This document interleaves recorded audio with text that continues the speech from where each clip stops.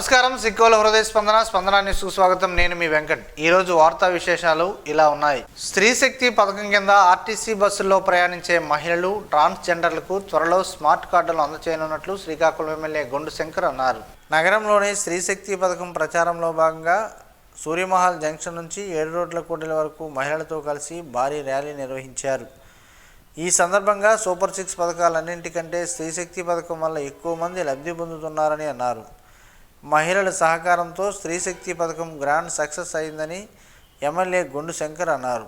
జిల్లాలోనే మహిళల్లో చైతన్యం ఎక్కువని, ప్రభుత్వం ఎలాంటి పథకాలను తెచ్చినా వాటిని సద్వినియోగం చేసుకుంటారని తెలిపారు. ప్రభుత్వ పథకాలను అందిపుచ్చుకొని అభివృద్ధి చెందుతారని అన్నారు. చంద్రబాబు నాయుడు మహిళలకు ప్రత్యేక పథకాలు ఇవ్వడానికి ఆసక్తి చూపించారని తెలిపారు. గతంలో ఆయన డ్వాక్రా సంఘాల ద్వారా మహిళలకు ఆర్థిక స్వావలంబన కల్పిస్తే ఇప్పుడు నారీ శక్తి ద్వారా వారికి ఆర్థిక స్వాతంత్రం కల్పించారని అన్నారు. ఒకప్పుడు బాలికా విద్యను ప్రోత్సహించేందుకు సైకిళ్లు అందించామని, ఇప్పుడు విద్యార్థినులు, మహిళలందరికీ ఉచిత బస్సు ప్రయాణం కానుకగా ఇచ్చామని తెలిపారు.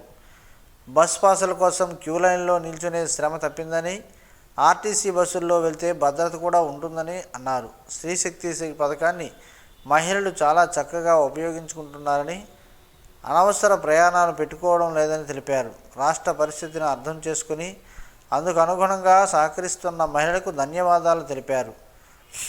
ఆర్టీసీ సిబ్బందికి, ప్రయాణికులకు సహకరించాలని, ప్రభుత్వ సంక్షేమ పథకాలు, అభివృద్ధి కార్యక్రమాలకు ఇదే విధమైన సహకారం లభిస్తే మరింత ఉత్సాహంగా పనిచేస్తామని, ప్రజలకు, మహిళలకు మరీ మేలు చేకూర్చగలమని తెలిపారు.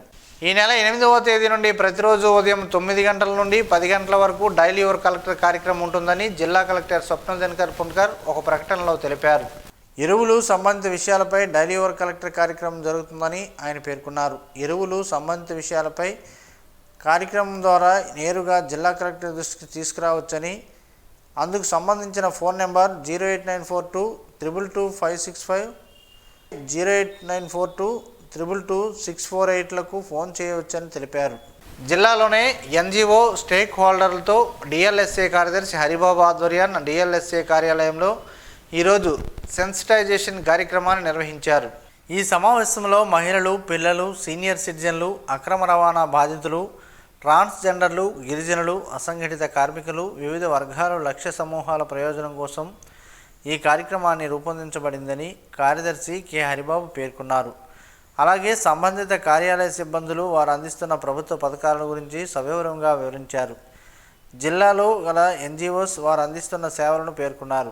ఎన్జిఓస్ సంబంధిత కార్యాలయాలను మమేకం చేయడమే ఈ కార్యక్రమం ముఖ్య ఉద్దేశమని పేర్కొన్నారు. ఈ కార్యక్రమంలో DCPO Ramana, LADC chief K ఆఫీస్ తదితరులు పాల్గొన్నారు. ఆమ్దాలవలస నియోజకవర్గంలోని పొందూరు మండలంలో మలకాం గ్రామంలో 40 లక్షల రూపాయలు ఎంజీఎన్ఆర్జీఎస్ నిధులతో నూతనంగా నిర్మించిన గ్రామ సచివాలయాన్ని ఈరోజు ఎమ్మెల్యే కోన రవికుమార్ ప్రారంభించారు. ఈ సందర్భంగా ఎమ్మెల్యే మాట్లాడుతూ పొందూరు మండలంలో మలకాం గ్రామంతో పాటు మిగిలిన అన్ని గ్రామాల్లో కూటమి ప్రభుత్వం వచ్చిన మరుక్షణం నుండి పలు అభివృద్ధి పనులు చేపడుతున్నామని అన్నారు. అందులో భాగంగానే సీసీ రోడ్లు, బీటీ రోడ్స్, కాలువలు, సచివాలయ భవనాలు, ఇంటింటికి తాగునీరు కుళాయి తదితర అభివృద్ధి పనులు చేపట్టామని తెలియజేశారు. ఎన్నికల ముందు ఇచ్చిన హామీలలో సూపర్ 6కి ఘనంగా అమలు చేస్తున్నామని, ప్రతి పేదవాడికి ప్రభుత్వ పథకాలు అందుతున్నాయని, ఎటువంటి పక్షపాతం లేకుండా అర్హులైన ప్రతి ఒక్కరికి ప్రభుత్వ పథకాలు అందించడమే తమ ప్రభుత్వ లక్ష్యమని అన్నారు. రాష్ట్రంలో ఎరువుల కొరత తీవ్ర రూపం దాల్చుతున్న నేపథ్యంలో రైతుల సమస్యలపై వైసీపీ పిలుపు మేరకు టెక్కలిలో భారీ స్థాయిలో నిరసన కార్యక్రమాలు నిర్వహించారు. ఈ కార్యక్రమానికి నేతృత్వం వహించేందుకు బయలుదేరిన మాజీ స్పీకర్, రాష్ట్ర రాజకీయ వ్యవహారాల కమిటీ సభ్యులు, శ్రీకాకుళం పార్లమెంటు నియోజకవర్గ సమన్వయకర్త తమ్మినేని సీతారాం గృహ నిర్బంధానికి పోలీసులు ప్రయత్నించడంతో ఉద్రిక్తత నెలకొంది. తన నివాసం నుండి బయలుదేరి ప్రయత్నంలోనే తమ్మినేని సీతారాంను పోలీసులు అడ్డుకోవడంతో కొద్దిసేపు ఉద్రిక్త వాతావరణం నెలకొంది. అనంతరం ఆయన తన ఆవరణ వద్దే నిరసన కొనసాగించారు. అనుమతులు లేవన్న కారణంతో నిరసనలో పాల్గొనలేకపోవడం పట్ల వైసీపీ నాయకులు పోలీసులతో వాగ్వివాదానికి దిగారు.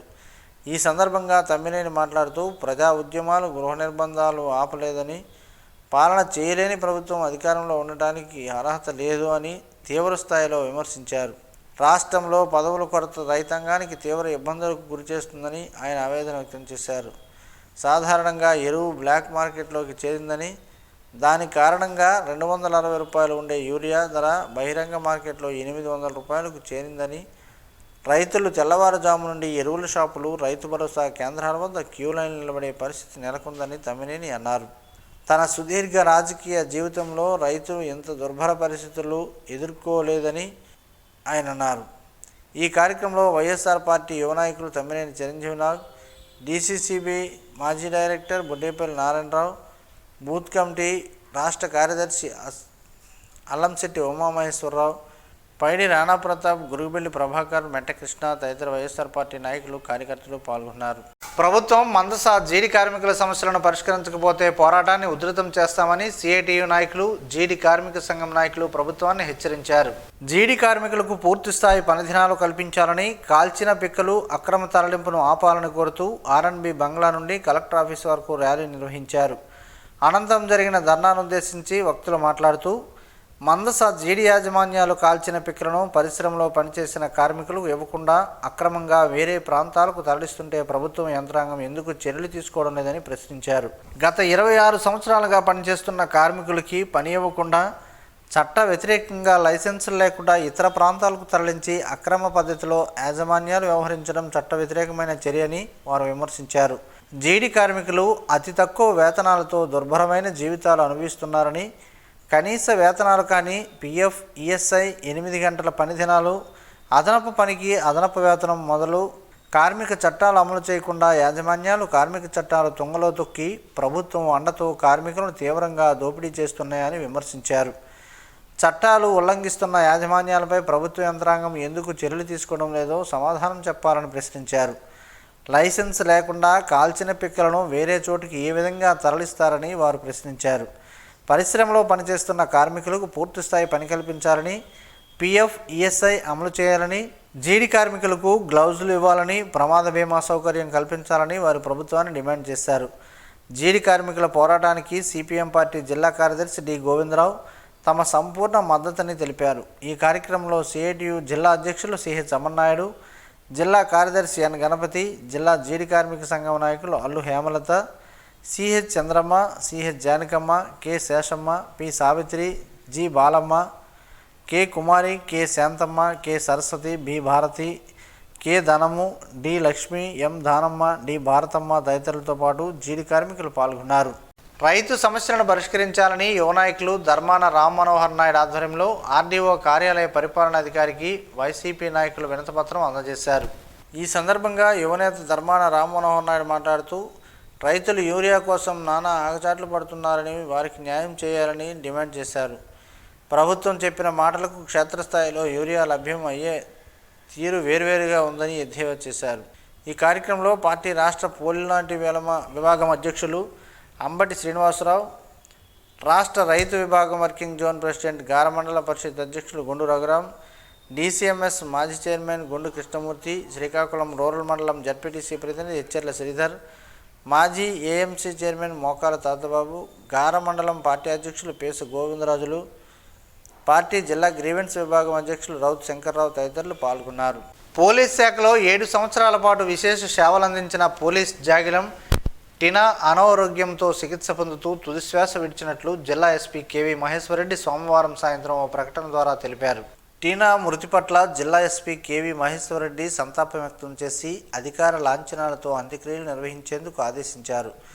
ఈ మేరకు ఆర్మూర్ రిజర్వ్ కార్యాలయ ఆవరణలో అదనపు ఎస్పీ కేవీ రమణ టీనా భౌతికాయానికి పూలమాలలు సమర్పించి ఘనంగా నివాళులర్పించారు. అనంతరం హెచ్చెర్ల ఆర్మూర్ రిజర్వ్ ఆవరణలో శ్మశాన వాటికలో అధికార లాంఛనాలతో అంత్యక్రియలు నిర్వహించారు. ఈ అంత్యక్రియల కార్యక్రమంలో DSP Seshadri, reserve inspector Shankar Prasad, ఆర్ఎస్ఐలు, పోలీస్ డాగ్ స్క్వాడ్ సిబ్బంది, ఏఆర్ పోలీస్ సిబ్బంది పాల్గొన్నారు.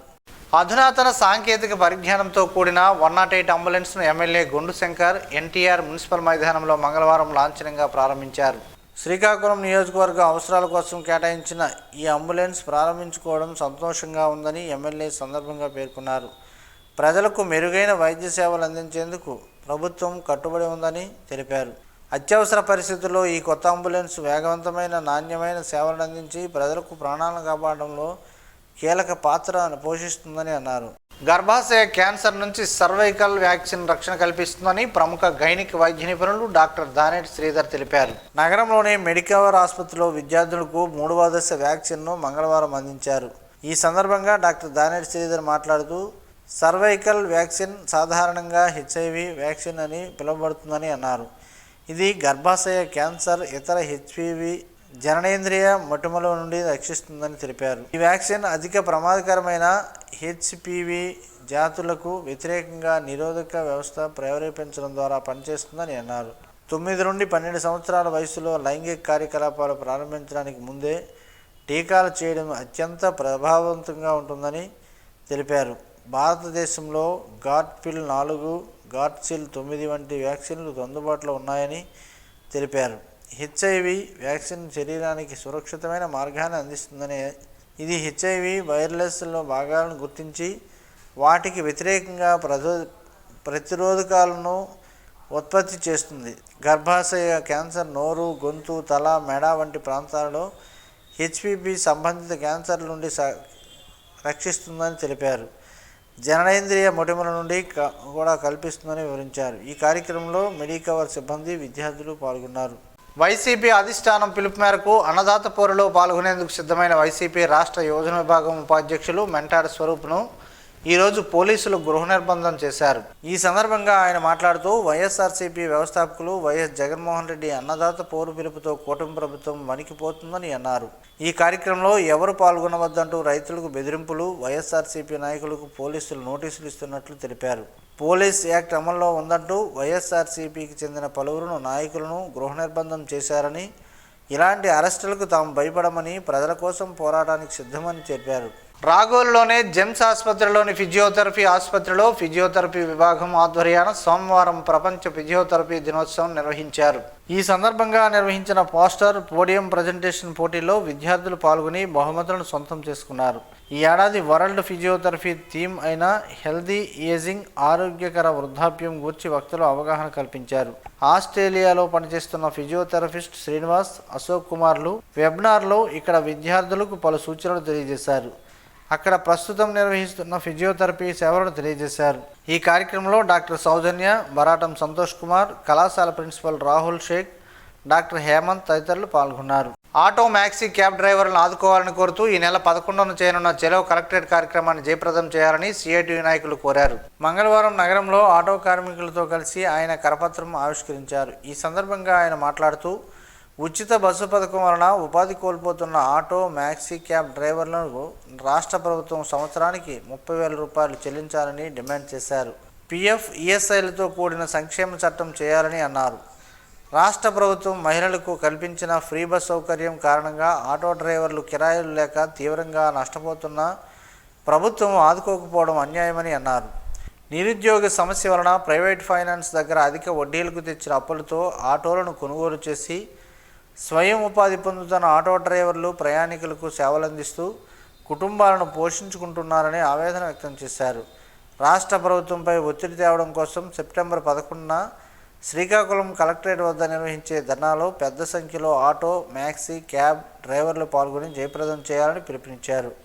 ఈ కార్యక్రమంలో ఆటో యూనియన్ నాయకులు B Kantharao, Killi Srinu, K Srinu, S Ramesh, P Ramanarao, Y Srinivasarao, S Ravikumar, B Satyanarayana, B Rajasekhar తదితరులు పాల్గొన్నారు. భారతరత్న మోక్షగుండం విశ్వేశ్వరయ్య జయంతి సందర్భంగా ఆంధ్రప్రదేశ్ రాష్ట్ర గృహ నిర్మాణ సంస్థ ఉద్యోగుల ఆధ్వర్యంలో Indian red cross society blood సెంటర్లో రక్తదాన శిబిరాన్ని మంగళవారం నిర్వహించారు. ఈ శిబిరంలో 25 మంది స్వచ్ఛందంగా రక్తదానం చేశారు. ఈ శిబిరాన్ని చీఫ్ ఇంజనీర్ హౌసింగ్ విశ్రాంత ఎస్ఈ పల్లి శ్రీరాములు, హౌసింగ్ విశ్రాంత PD Nakka Ganapathi, project director housing corporation తదితరులు పాల్గొని రక్తదాన శిబిరాన్ని ప్రారంభించారు. ఈ సందర్భంగా వారు మాట్లాడుతూ సర్ మోక్షగుండం విశ్వేశ్వరయ్య 164వ జయంతిని పురస్కరించుకుని 58వ ఇంజనీర్స్ డే సందర్భంగా రక్తదాన శిబిరాలు ఏర్పాటు చేస్తున్నామని అన్నారు. కలెక్టర్ స్వప్న దినకర్ పొన్కర్ సూచనతో 200 యూనిట్ల రెడ్ క్రాస్ ద్వారా రక్తదానం సెప్టెంబర్ 15వ తేదీలోపు thalassaemia, sickle cell anaemia, dead anaemia, cancer వంటి రోగులతో బాధపడుతున్న వారికి తక్షణం అందించి ప్రాణదానం చేయడం జరుగుతుందని అన్నారు. మోక్షగుండం విశ్వేశ్వరయ్య ఇంజనీరింగ్ విభాగంలో ఆదర్శనీయులు అని కొనియాడారు. జిల్లా red cross chairman P Jaganmohan Rao మాట్లాడుతూ హౌసింగ్ కార్పొరేషన్ ఎల్లవేళలా ముందుండి రక్తదాన శిబిరాలు ఏర్పాటు చేస్తుందని, తద్వారా రక్తం కొరత అధిగమించడానికి అవకాశం కలుగుతుందని అన్నారు. ఈ కార్యక్రమంలో రెడ్ క్రాస్ ప్రతినిధులు, ఇంజనీరింగ్ సిబ్బంది తదితరులు పాల్గొన్నారు. పెసల మొలకలు మన శరీరానికి ప్రోటీన్లు అందించడంతో పాటు ఇతర ఆరోగ్య ప్రయోజనాలను కూడా అందిస్తాయని ఆరోగ్య నిపుణులు చెబుతున్నారు. ఆ వివరాలేంటో ఈరోజు ప్రసారమయ్యే ఆరోగ్యమే మహాభాగ్యంలో తెలుసుకుందాం.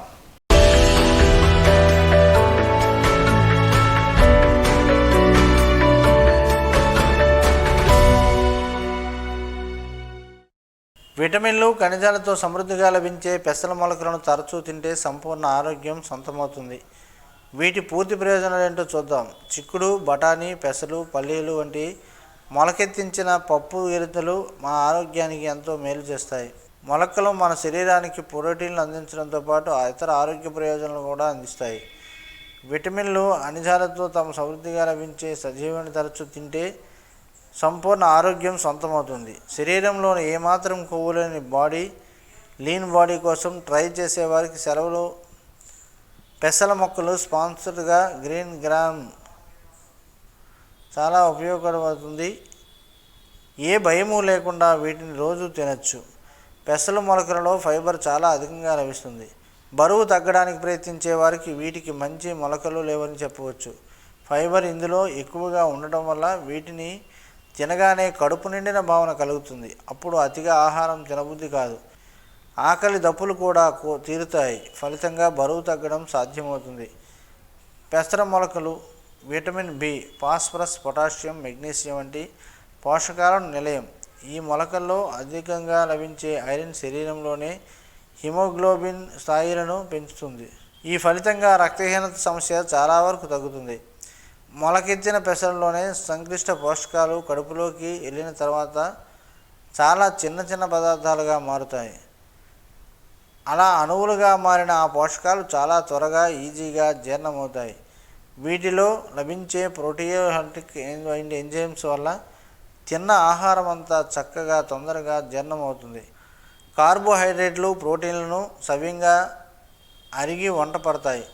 పెసర మొలకల్లో ఉండే ఐసోవిటిక్సిన్ అనే యాంటీ ఆక్సిడెంట్లు రక్తంలో చక్కెర స్థాయిలను తగ్గిస్తాయి. ఈ మొలకలు బాడీలో యాంటీ ఆక్సిడెంట్లు, విటమిన్ సి స్థాయిని పెంచుతాయి. ఈ మొలకలతో ఆరోగ్య నిరోధక శక్తిని పెంచడంలో, శరీరాన్ని డిటాక్స్ చేయడంలో ఉపయోగపడే క్లోరోఫిల్ కంటెంట్ బాడీలో పెంచుకోవచ్చు. పెసరపప్పును సూపులు, సలాడ్లు ఇంకా రకరకాల వంటకాల్లో కూడా వాడుతూ మరిన్ని ఆరోగ్య ప్రయోజనాలు పొందవచ్చు. ఎముకలు దృఢంగా మార్చడంలో, ఎముకల నిర్మాణం బలపరచడంలో ఈ మేరకు మొలకలు అద్భుతంగా పనిచేస్తాయి. కణాల పెరుగుదలలోనూ ఇవి ఎంతగానో దోహదం చేస్తామని కూడా ఆరోగ్య నిపుణులు చెబుతున్నారు.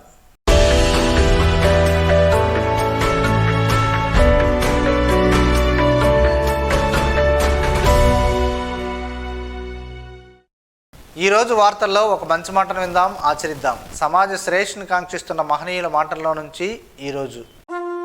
జీవనం గమనం గమ్యం. నిద్ర ఆరోగ్యానికి ప్రారంభం. చింతన జీవితానికి పరిపూర్ణం.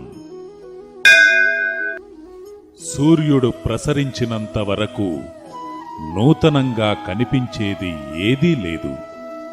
పరమాత్మ అనుభూతి పొందే వరకు నీవు శాశ్వతంగా పొందేదీ లేదు. ఓం శ్రీ గాయత్ర్యై నమః. స్పందన న్యూస్ ఇప్పుడు యూట్యూబ్లో అందుబాటులో ఉంచడమైనది. ఎస్డివి స్పేస్ స్పందన అని టైప్ చేసి ప్రేక్షకులు తమకు అనుకూలమైన సమయంలో న్యూస్ని వీక్షించగలరు. ఈ వార్తలు ఇంతటితో సమాప్తం. మరలా ప్రసారమయ్యే స్పందన న్యూస్లో కలుద్దాం. అంతవరకు సెలవు. నమస్కారం. మీ మాటే మా బాట.